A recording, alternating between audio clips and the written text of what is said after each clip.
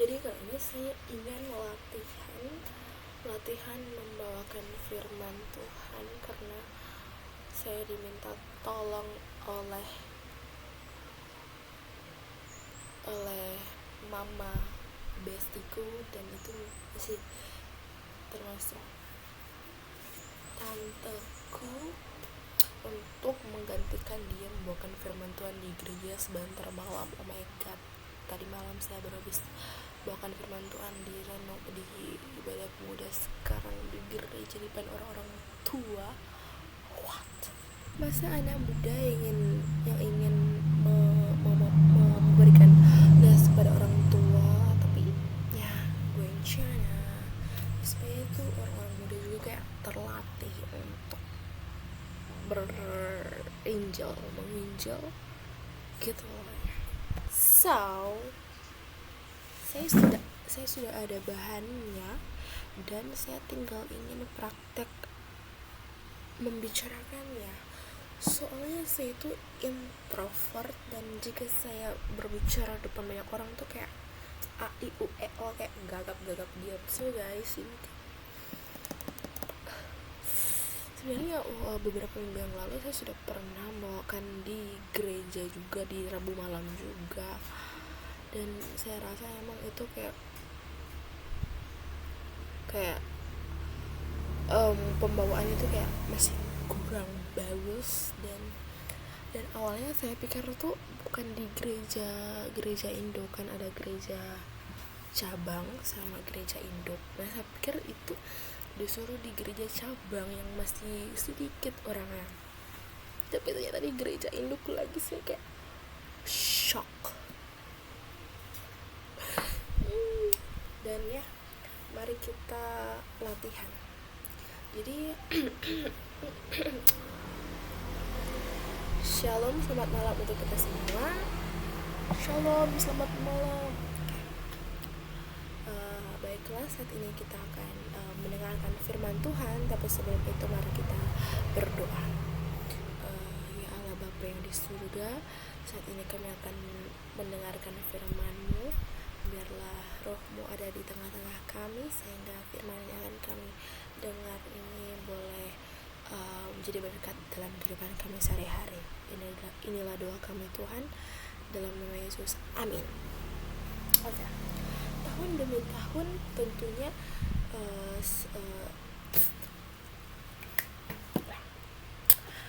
tahun demi tahun tentunya semua orang ingin menjadi tahun demi tahun tentunya semua orang ingin menjadi lebih baik daripada tahun-tahun sebelumnya, entah itu dari karir, dari keuangan, dari hubungan, dan juga sikap pribadi. Siapa sih ulang tahun demi tahun tentunya tuh orang semua ini, atau tahun demi tahun berlalu tentunya tahun demi tahun tentunya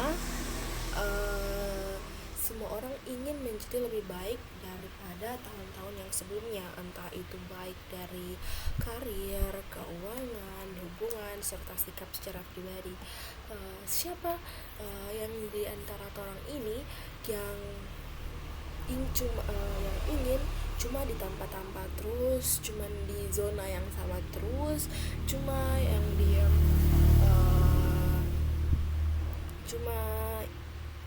siapa yang mau terjerumus di dosa yang sama terus, siapa yang mau terjerat dalam kegelapan dunia dan mati di neraka? Tentu tidak ada.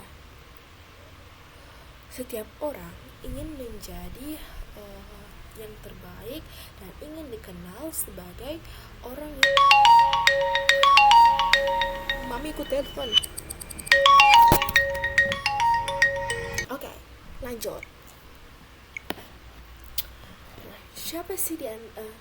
Siapa di antara orang ini yang cuma suka ditampa yang sama terus, di zona yang sama, cuma suka terjerumus di dosa yang sama dan terjerat di kegelapan dunia dan mati di neraka, tentu yang tidak ada.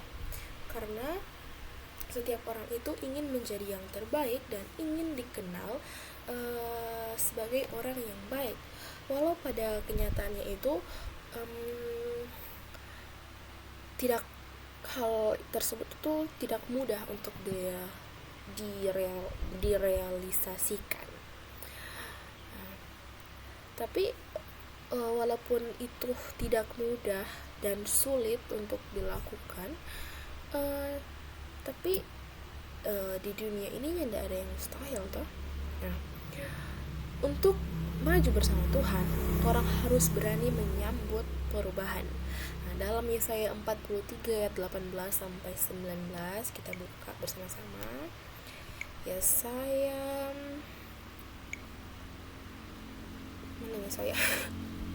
Yesaya berapa tadi? Yesaya 43 ayat 18 coy. Ini firman-Nya, janganlah ingat-ingat hal-hal yang dahulu dan janganlah perhatikan hal-hal yang dari zaman purbakala. Lihat, aku hendak membuat sesuatu yang baru yang sekarang sudah tumbuh. Belumkah kamu mengetahuinya? Ya, aku hendak membuat jalan di padang gurun, sungai dan sungai-sungai di padang belantara. Itu ayat 18 sampai 15.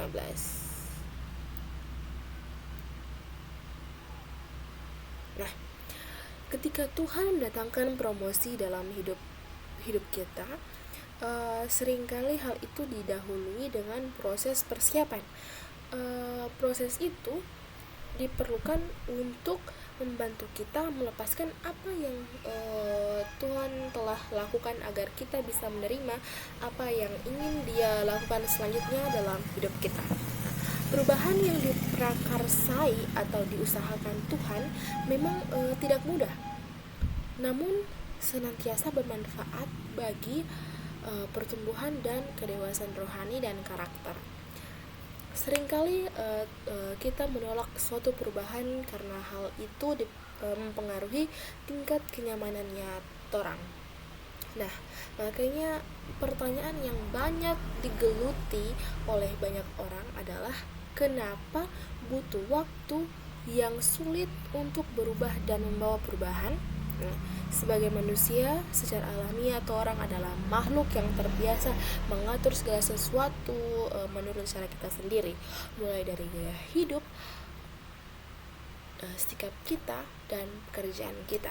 Dan ketika orang ingin melangkah keluar dari situ demi perubahan ke arah yang lebih baik, tentu sulit karena tidak nyaman untuk beradaptasi.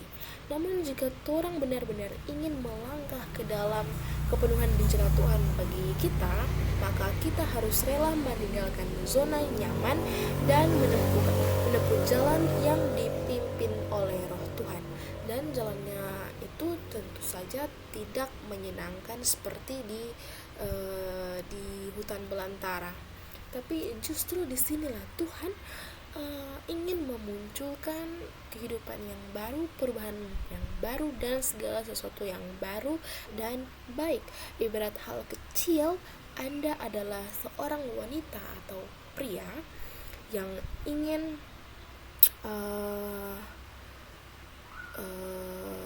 yang kayak menjalin hubungan dengan orang lain tapi tidak serius.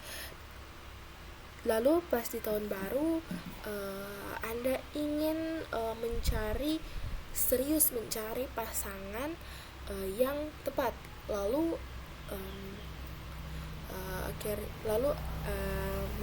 berdoa meminta ampun kepada Tuhan, dan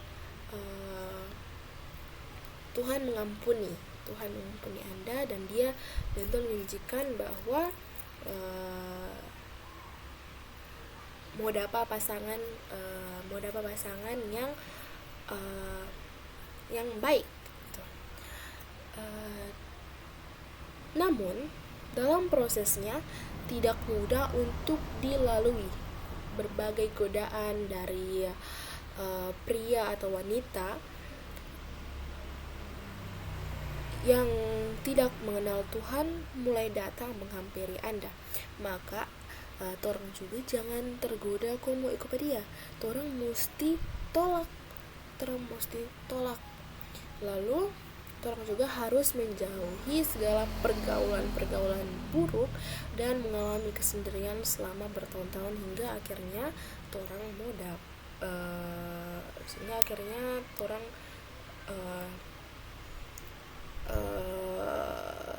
dapat dang. Terus torang juga dan bukan cuma itu, masih banyak lika-liku lainnya yang akhirnya membuat orang itu mengerti bahwa ada harga yang harus dibayar agar orang bisa berubah dan meninggalkan zona nyaman. Nah,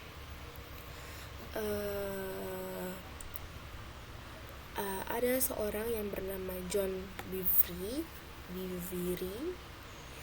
Dia ini adalah seorang penulis yang terkenal di Amerika. Dia dipakai Tuhan untuk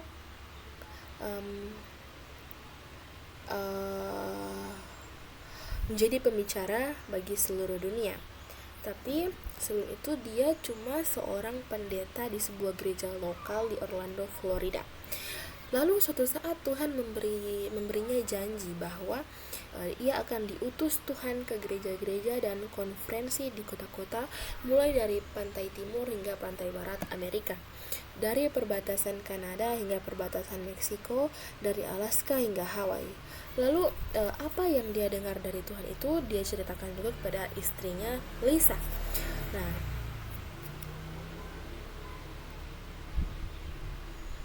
selama setahun penantian, John dan Lisa ini terus berdoa tapi tidak ada hasil.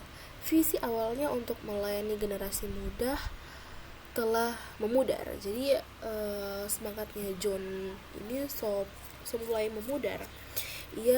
John ini mengalami cobaan baik secara internal maupun eksternal yang belum pernah dia dengan istri itu alami. Karena dianggap penuh dosa, John mulai mengakui dosa-dosa yang diingatnya dan yang telah dilakukannya, dan ia meminta agar Tuhan mengampuni dosa-dosanya. Nah, hingga suatu ketika Tuhan berfirman bahwa apa sih ini kayak tidak jelas. Oke, kita kasih. Nah, kesimpulannya, jika orang mengalami jika orang mengalami kesulitan untuk berubah dan banyak cobaan ketika orang berusaha untuk berubah, percaya bahwa Tuhan selalu ada untuk orang, dan Tuhan memberikan kekuatan untuk orang bisa menghadapi cobaan tersebut. Dan ketika saat ini jika saat ini orang sedang merasa dalam kesulitan, maka percayalah bahwa dia sedang mempersiapkan perubahan untuk hidupmu. Jadi renungan saya sampai di sini. Saya bawa di dalam nama Yesus. Amin. Oh my god. Kayak belum begitu itu ya. Belum begitu. Aku harus menguasai, kayak harus dalam otak ini kan bahannya tuh. Bahannya ini kan tuh. Tuh. Ya enggak begitu panjang ya. Karena kenapa? Ini mahal lebih panjang daripada firman Tuhan yang telah aku bawakan yang beberapa minggu lalu. Yang aku bawa minggu lalu tuh cuman kayak pendek banget, 8 menit selesai guys. Tuh, singkat sekali. Satu swipe saja selesai. Kalau tadi dia masih ada. Oke. pokoknya dia lebih panjang sedikit daripada sebelumnya guys. Dan ini kayaknya aku harus hapus beberapa dan mengganti dia supaya dengan bahasa yang bukan bahasa sih, logat ya, accent, logat, bahasa yang sehari-hari gitu, jadi mereka juga bisa paham. Soalnya kebanyakan di sini mereka kayak nggak tahu bahasa Indonesia yang benar-benar, jadi kita juga harus itulah ya guys. Dan gimana pendapat kalian, apakah saya ini sudah cocok untuk menjadi pendeta? Of course tidak, karena saya tidak bisa public speaking. Please, tips and trick public speaking. Soalnya saya itu curhat dikit ya. TK, SD, SMP itu saya di tempat kelahiran saya di sini di Sulawesi Tengah, dan bisa dibilang saya itu tidak terlalu introvert kalau di sini. Introvert sih, tapi kayak saya juga dulu ya jarang sekali membawakan firman Tuhan. Kayak ya emang sih dulu kan masih kecil. Sekarang saya sudah dianggap besar gitu, jadi mereka ngasih saya untuk membawakan firman Tuhan. Padahal ya guys, orang-orang yang seumurannya saya yang dia lebih hebat public speakingnya tuh banyak. Bisa ada Tasya, ada Bilgard, ada Lely, ada Kathleen juga. Tapi kenapa saya yang introvert dan gagap ini, kenapa saya tapi tidak apa-apa ya, melayani Tuhan, memberitakan Tuhan juga itu kayak kalau orang Islam bilang ya, dapat pahala, dapat berkat gitu ya. Jadi nggak apa-apa, kita harus itulah